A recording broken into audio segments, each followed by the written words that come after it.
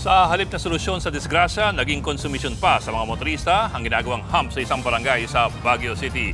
Sunod-sunod kasi ang mga na-aksidente dahil dyan. Nasa frontline balitang yan si Ian Suyu. Sa madilim na kalsadang ito sa Barangay Lawakan proper, isang motorsiklo ang sumemplang kagabi sa ginagawang speed hump sa access road. Ilang minuto matapos niyan, isa namang taxi ang nadali. Umaga, tanghali, hapon, ngayon maraming aksidente. Dito sa harap namin, may 4 na nagbangga na eh. Ginagawan naman daw ng paraan ng mga otoridad para maiwasan ang disgrasya sa naturang kalsada. Yung mga expert natin sa mga engineering from CEO ay nag-recommend sila ng speed humps and other visible signages along the road na talaga makikita ng mga motorist natin. Matapos kausapin ng naaksidenteng driver ng taxi, nagsagawa ng inspeksyon ang barangay at nagkabit ng early warning signages.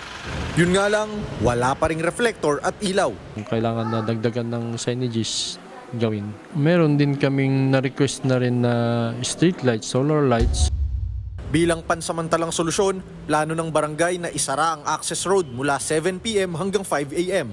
Ang ginagawang speed humps ay tugon ng barangay at lungsod sa sunod-sunod na aksidente sa lugar. Nagbabalita mula sa frontline, Ian Suyu, News 5. Mga kapatid, Ed Lingaw po, maging maalam at may pakialam sa mga napapanahong balita sa ating bansa.